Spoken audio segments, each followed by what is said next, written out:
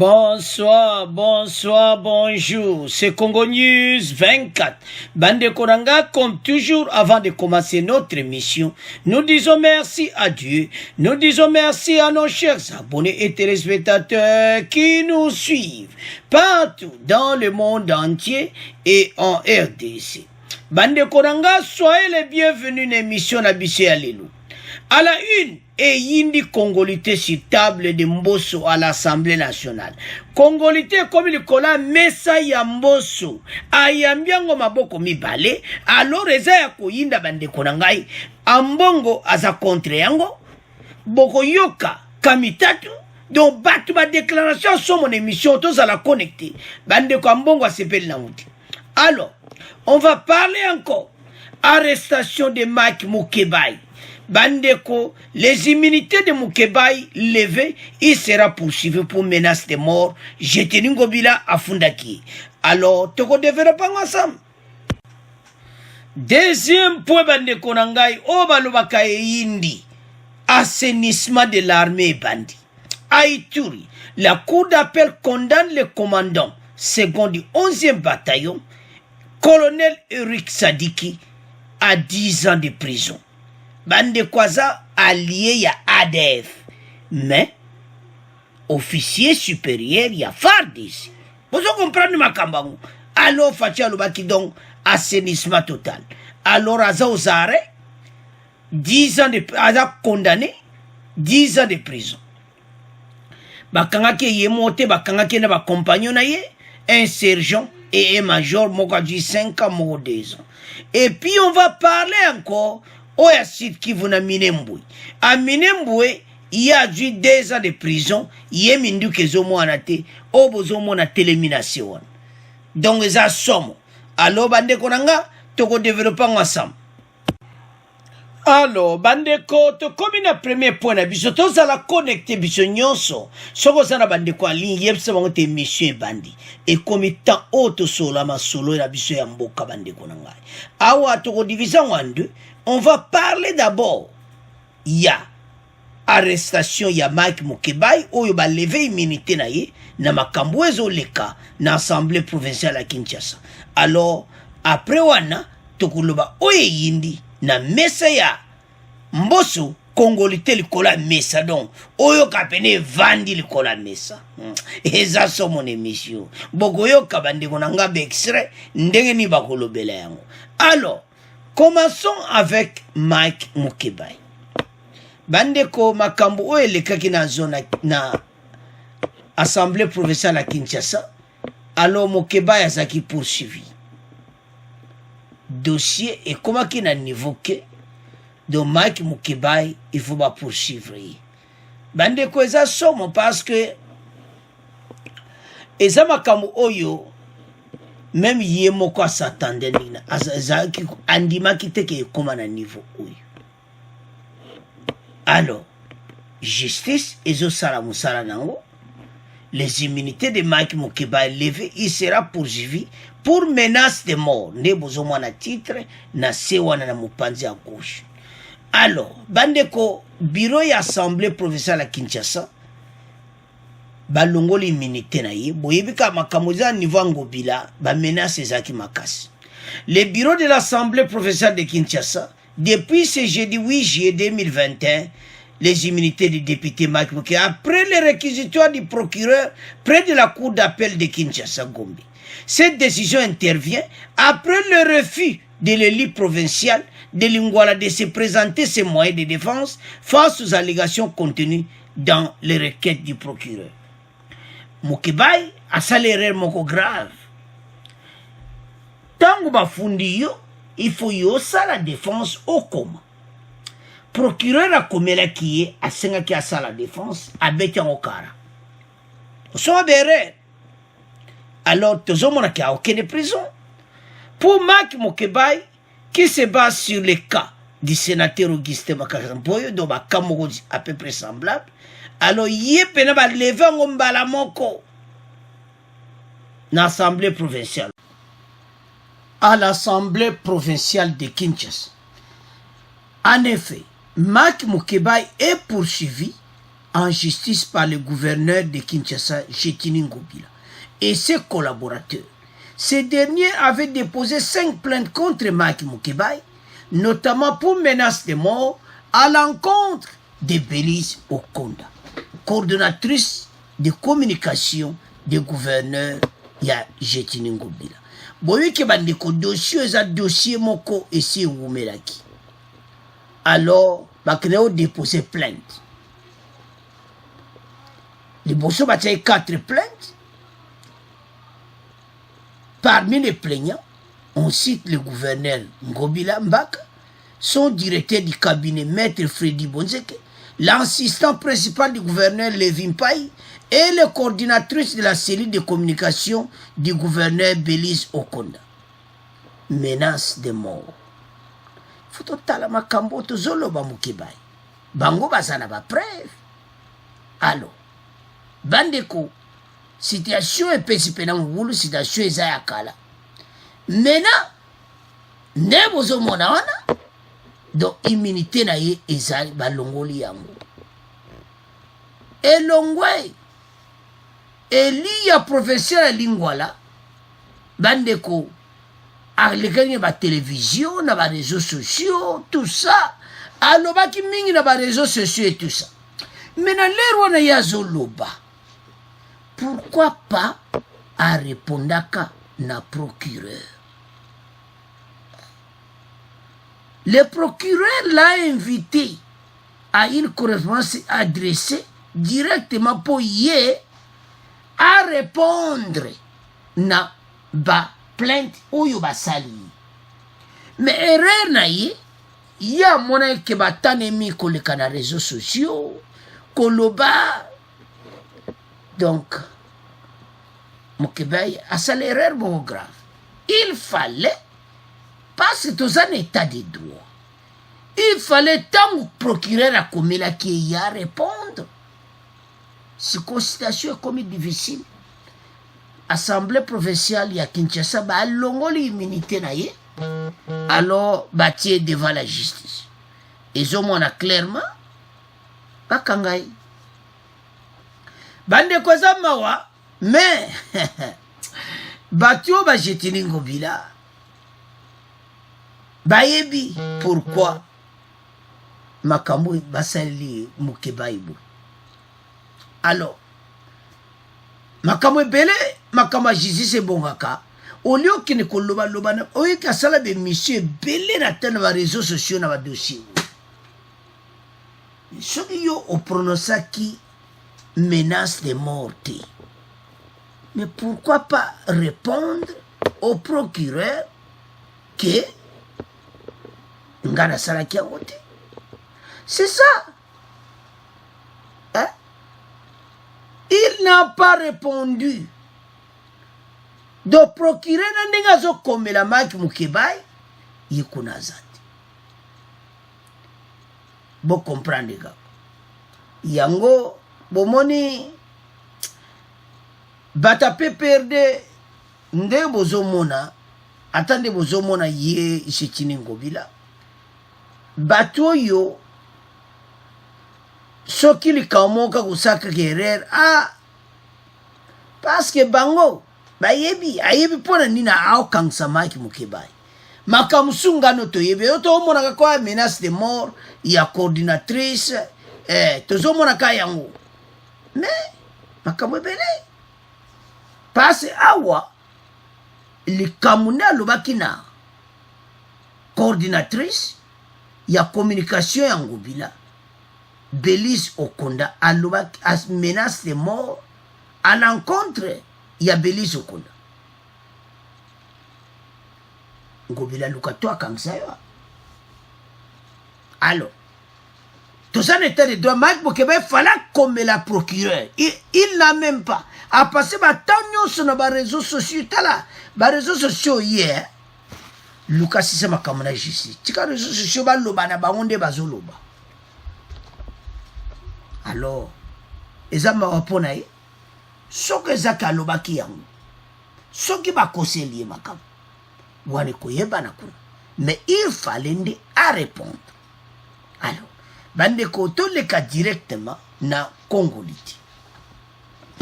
Bandeko ekomi likolo ya mesa ya mboso tsingi tiani badossier ekoti na parlement likolo ya mesa ya mboso wo masolo esilaka te esili tokomi na po ya masolo po ekomi ya bakoma ozela kaka baséance plénière. Alors ntango ekomi wana boyoka siko baréaction tokobana réaction ya Kamitatu. Kamitatu a dit ceci, que ce n'est pas seulement Katumbi, donc d'une manière ou d'une autre, il y a un Kati, mais il a dit un mot à Kati Maloubane, beaucoup là dans ton la bino, qui va tirer des ficelles basées belé pour ne makambo oyo. Ba député moko invisible, bazana sima dossier oyo. Alors, pour na bango bazomona ki bazobare la route na Katumbi et les autres. Mais beaucoup yoka oyo mbongo alobi. Mais avant to kene pas mbongo parce que ça ko yinda d'émission oyo. To yoka nanu Kamitatu bongo to continuer mission na ça peut to ke na mbongo. Alors je m'excuse avant même to le kana Olivier Kamitatu. Toyo kananu ndenge nini dossier yango ekomi na Assemblée nationale. Ndeni ba eko déposer yango. Ndenge nini eza sur la table. Bongo to continuer mission na biso. Parce que bako décrire Congolité. Ndenge nini makamango ezali. Alors toyo kanga après to leka na Kamitatu.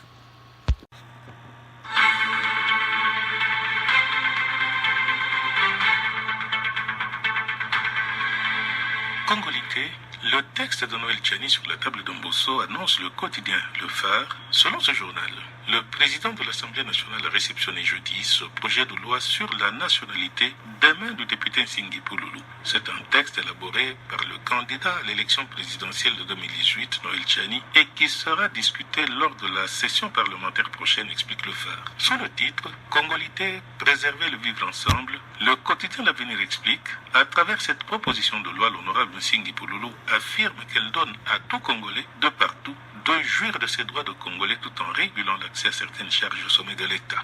La République démocratique du Congo est ouverte à tout le monde, mais il faut être né de père et de mère congolais, rapporte le journal L'Avenir qui cite Nsingi Pouloulou. Selon ce même journal, il y a ceux qui indexent dans ce projet de loi une stratégie politique qui vise à écarter des potentiels candidats de la course à la présidentielle de 2023. Alors, bande koranga Congolité sur la table. Boko yoka Kamitatu kalati. Alors, ndenge tolandi wana eza mena sur la table à l'Assemblée nationale ya Mboso.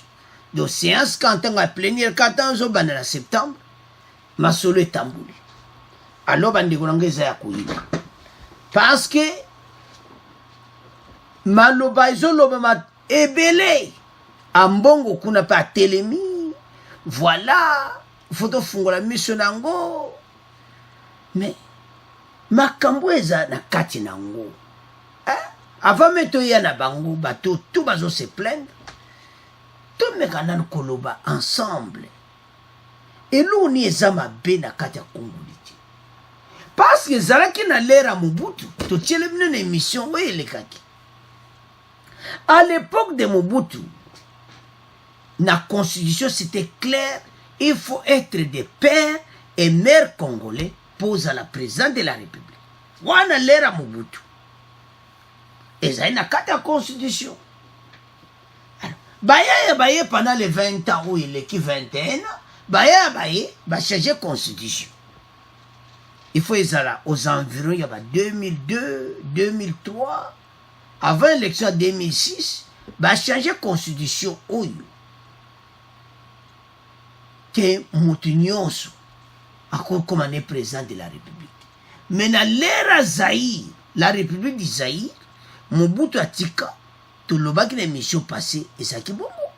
Mais bateau, bazo lo bateau, Kamitatu alobe a tiré des ficelles, battement ba batami si ma dossier, ou yo pour ba barrer, batu belé, alobi ce n'est pas seulement Katumbi.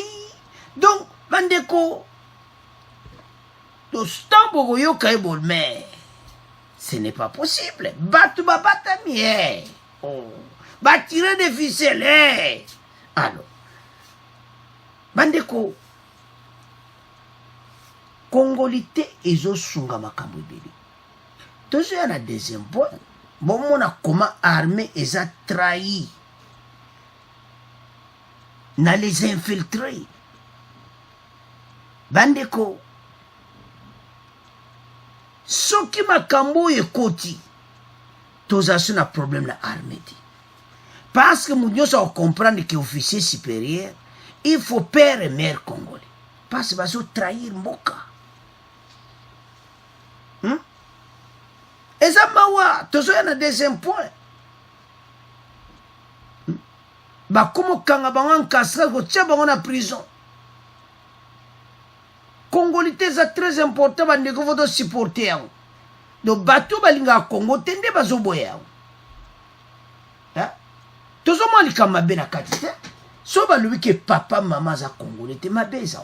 Et ça normal, et ça vérité. Nsingi l'a bien expliqué. Que makambu oyo e bandaka ezaki na constitution ya liboso ndenge wana. Tende ko la musaba Congolais te bi bayaya ba changer constitution. Constitution na biso ba changer yango. Comment ton ndima? Constitution na biso ba changer yango biso beto vana kanye. Oh. Totikako. Toujours comprendre makamba wote. Hein? Congolais komi miso polele. Hein? Qui argument belé, il y a d'autres qui balobi que non. Et ça peut être vrai Congolais bazo trahir Mboka. Oui, mais c'est ça ngakati. Mais à toujours le banaka, il y a ba haute fonction. Il y a l'État. Oh président ya Sénat. Président ya Assemblée nationale. Ba pour wana yoko koma kunati. Et ça discrimination te. Et ça makambo eza réalité na otozo vivre.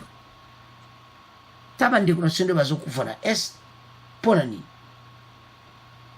Parce que bato bazo diriger basana bango ba congolais te. Sikoyo ba yo comprendre et belé ba komozare. Alors ceux qui ba congolais tende zana mbosa du dossier très content azo sepela ba ko débattre no mbosa za purango mabe wapi ayambe mabo mibale. Alors déjà 261 députés baza pour.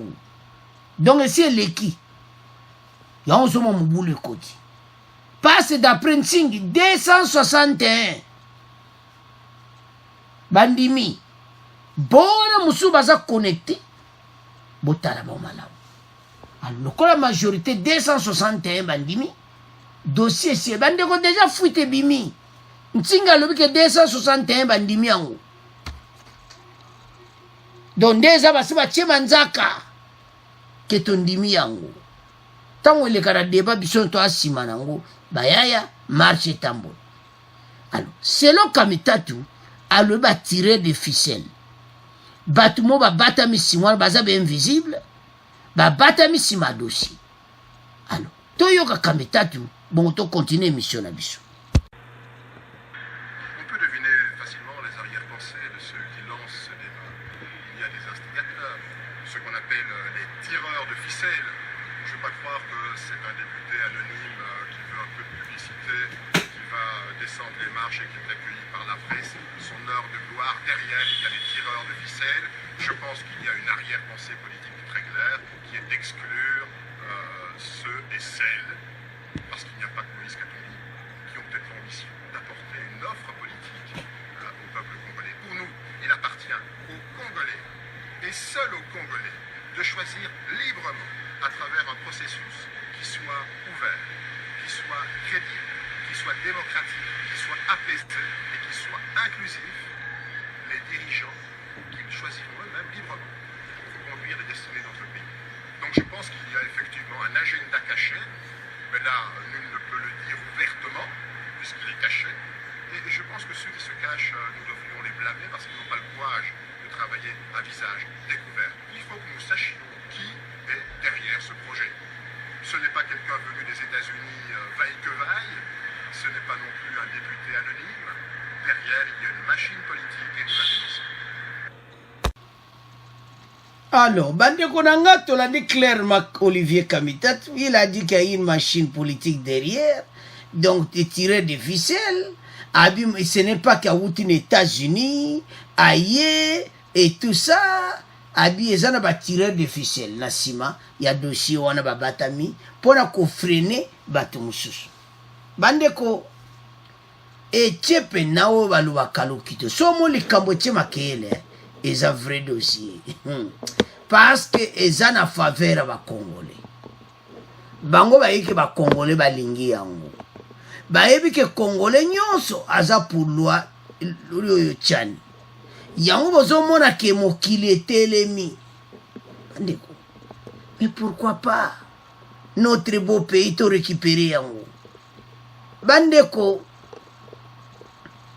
selon Ambongo, Bassazana Lubumbashi, au cours d'une cérémonie de possession canonique du nouvel archevêque métropolitain de la ville de Lubumbashi ce samedi 10 juillet, exprimé son opposition à la proposition de loi Tchani qui vise à réserver la fonction du chef de l'État et autres seuls Congolais nés de père et de mère.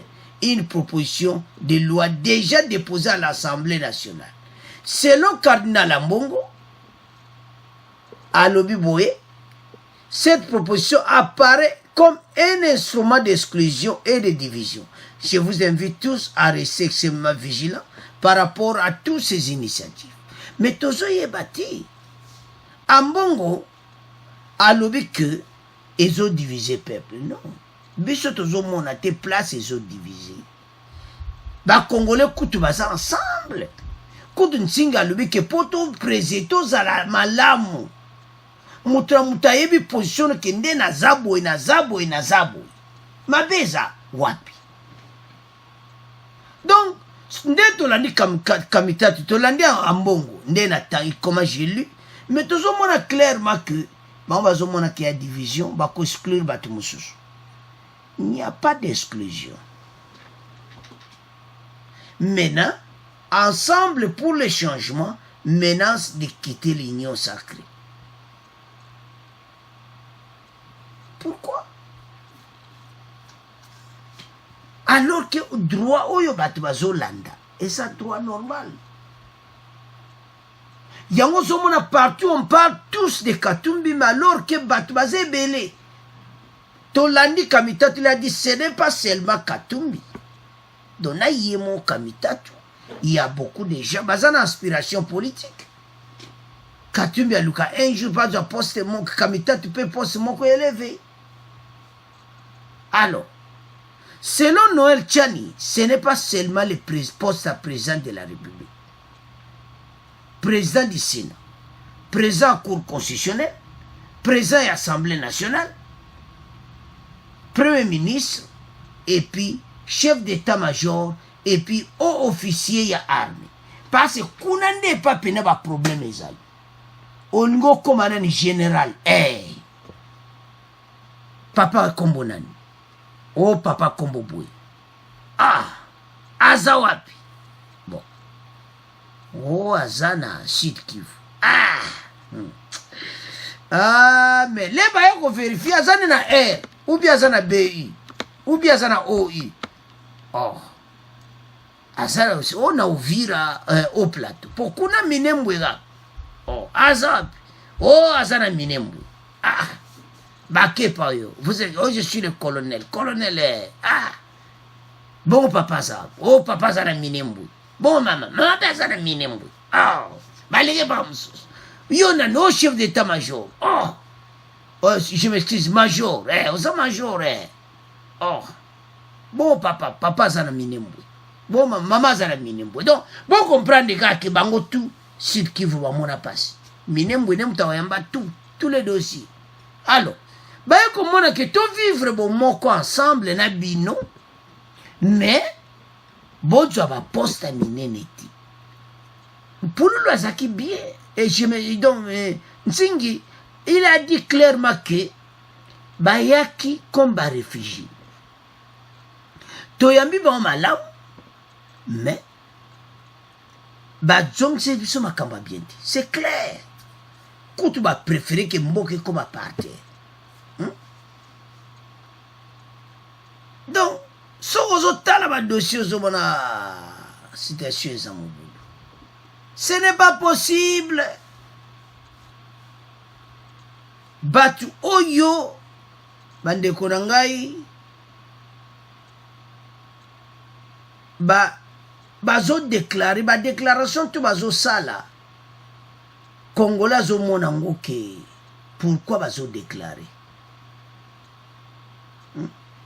eza première fois esalama na pays te et puis eza exclusion petit eza de vérité et puis eloko pene epesi poids na dossier oyo parce que ezalaki na constitution PPRD ayi alongoli yango na constitution oyo Mobutu atikelaki biso au moins ça passe la 1981 vous à la père et mère congolais pour accéder na poste à président de la République bayaya baye balongoli yango toloba te bandeko za mboka na biso totika kolala bapongi bango bakomona mabe te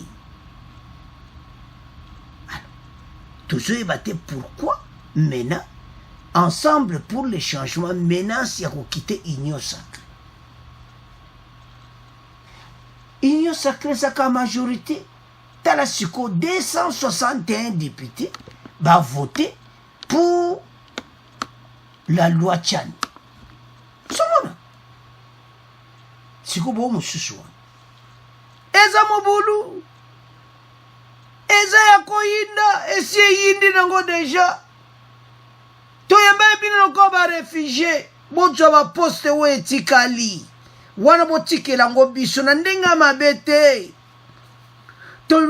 tokokabola gato yango ndenge wana te professeur kene kotangisa na université eza mabe te au secrétaire général na département kene kosala secrétaire général na département kene kosala o na département boye sala yo nani o directeur tia ya sala mais baboyi président ya assemblée nationale baboyi premier ministre baboyi officier généraux ya FARDC siko kote wana mabesa wapi o lelo yo biso ba congolais toko défendre mboka na biso ti ambongo alobi c'est l'exclusion catholique asepeli nango ti mais pourquoi ba confession religieuse mosusu balobi te pourquoi bakota na makambo politique mais la catholique akota na politique directement mais ba confession etikali bavanda bango calme baza ba congolais bamoni ke makambo yango eza bien Noël Tchani sala biso masulu alors sikoyo si komi epai ya mboso toke siko na assemblée nationale le bakovote eza direct parce qu'il y a 261 tambo abetaka libaya ba 261 députés la loi Tchani bobo kolango Kinshasa kozala plein à craquer na nzela bana wewa partout bazo beta point mokolango biso tout tokozala direct ya assemblée nationale mokolango tozozela kaka ntango bazosonga na septembre kata wacha po die eza na mesa toyi confirmation eza likola mesa alors bandeko na ngai batika loi Tchani etambola alors totiki premier point na bino tokomoke na deuxième point alors bandeko na ngai tokomi na deuxième point na biso oyo balobaka eyindi colonel Sadiki condamné à 10 ans de prison aza ADF et Ali bandeko esali pasi parce que bandeko ebele bakufaki na boga na territoire ya Irumu colonel oyo ayebaki masolo azali kokopere na ba ADF bandeko eza pasi et puis na Sud Kivu tokoloba officier supérieur condamné à 2 ans de prison il y a bungisi ba arme mais selon des sources ba arme ne ke ba rebelle oyo ya ba Rwandi ametozoya na poana ya mibale. Ituri, la cour d'appel condamne le commandant second du 11e bataillon à 10 ans de servitude pénale.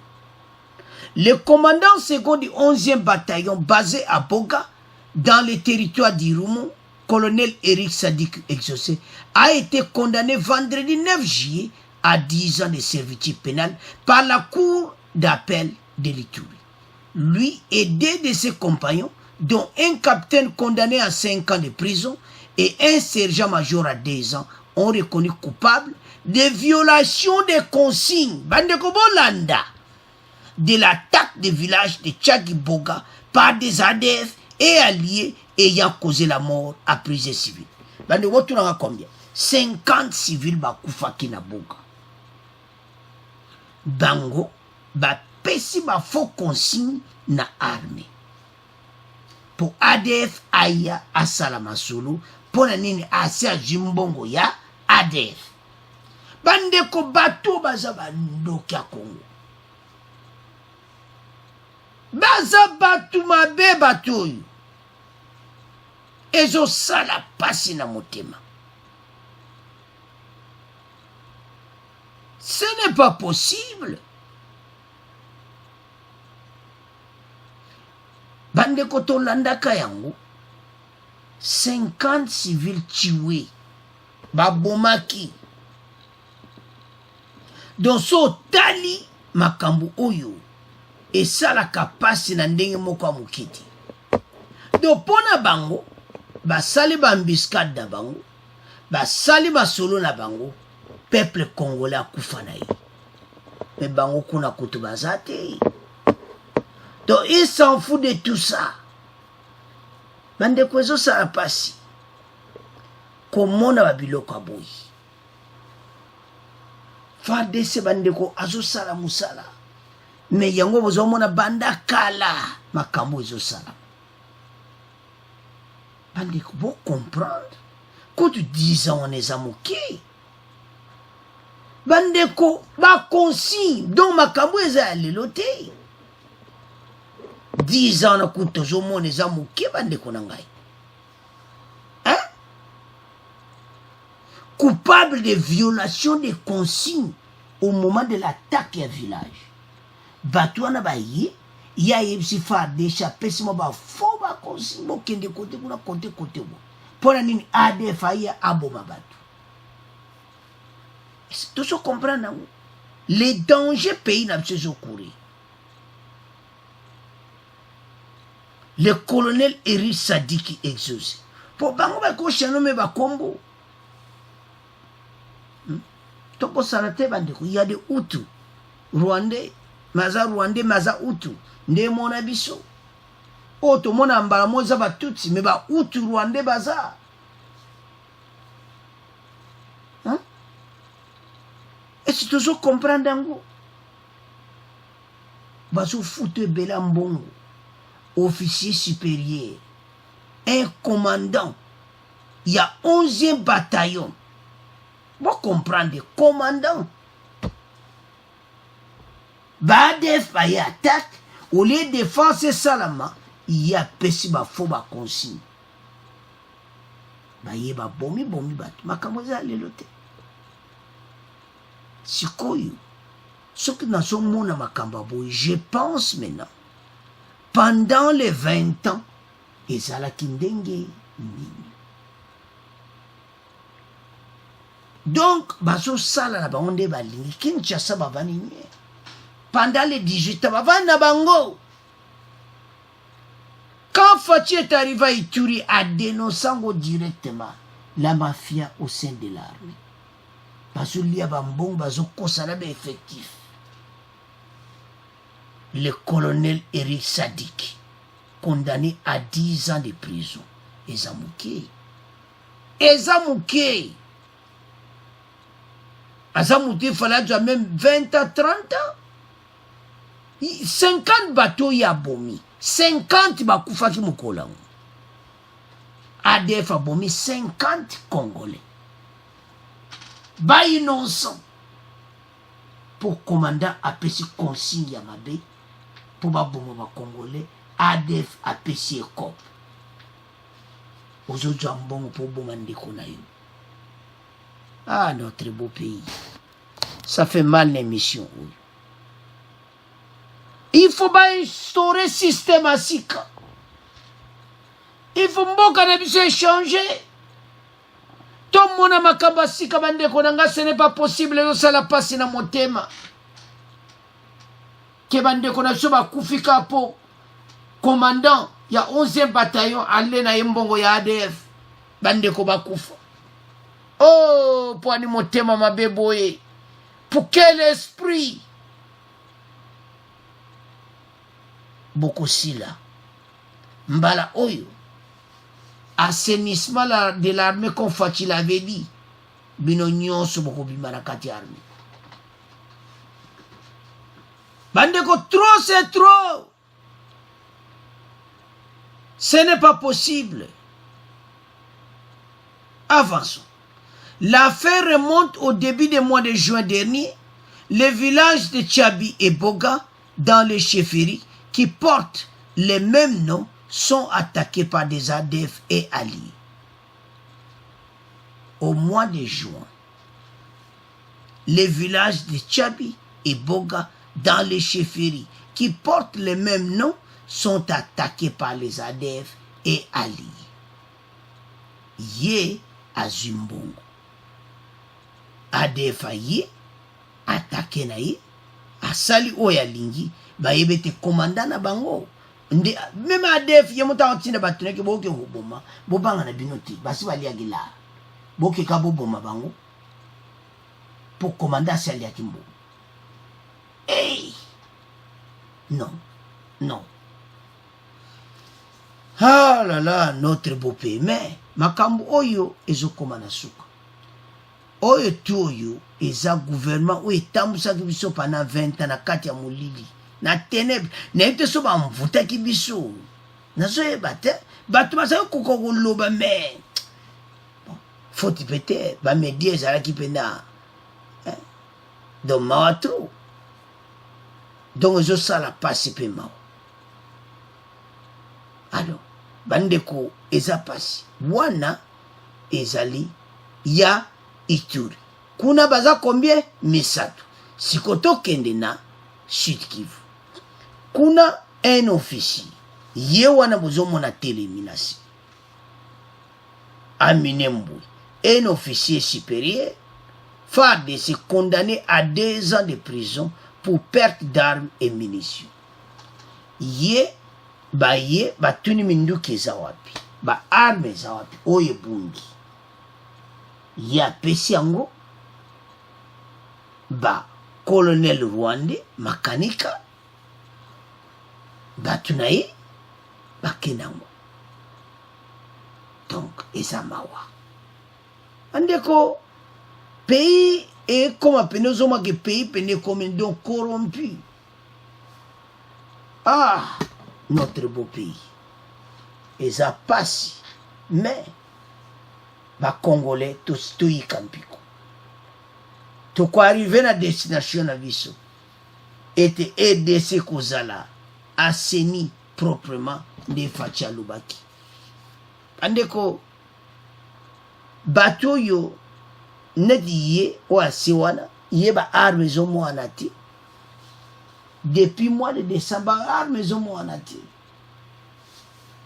mais 2 ans on a bakate les amuke parce que ba arme ko disparaître traité et koti wapi Zamba. Mais il y a des précisions qu'on dit que elandi ba Rwanda wana makanika o bazana kata Zamba. Donc pays est totalement au balubaka trahison. Yango bozomona passion nyonso ezo likolo ya peuple na est. Baza ko souffrir na ndenga moketi. Po bato batiaki motema. Bato wana basala bon soi-disant congolais. Soi-disant mulenge o wanyamulenge. Donc, ezabawa. Ce n'est pas possible. Ne dit so taliozo mwana ki congolais. mais tu évité. Confusion totale. Mais à parviendre kozwa bakuta ba arme nyonso ba azaki nango ezomwana ti. Pas seulement des armes et des offices, soldats ou azaki na bango bazati ba compte ba défecté ba kezamba. Mais des ezamuki. Sikoyo, il y en a beaucoup de collaborateurs na kati armée. Mais le collaborateur ko kanga bango boeza bien. Mais nde ba peine ezozala muki. O kuna 50 batu bakufi bakateleka 10 ans. Aboga bandeko basasaki na ndenga mukiti. Mais oya se uyo bazolo bakiba minduka o kepa makanika et tout ça. Mais azuka ka 10 ans. Watu utika ona bino passe zo sala passe na motema. Mais tontolo babo. Bandeko tozala sima ya FARDC. Bo batikali bazozwa ba leçon déjà. Bende le kwaya te to supporter armée oyo. To supporter gouvernement ya Fachi na Sama Lukundi. Bazana vision. Bandeko boyo kite ba tona biloko ezo ya Fachi béton. Ba kumo benga ba soso wana, ba soso a béton. Bon comprendre ce que ba soso ya béton et comme koya. Hein? Carton de $21 à $10. To soutenir bango, bazo sala musala kitoko pona mboka. Toko sepela. Kala pete recensement zobanda. Mais bato bazo za l'élection, mawato.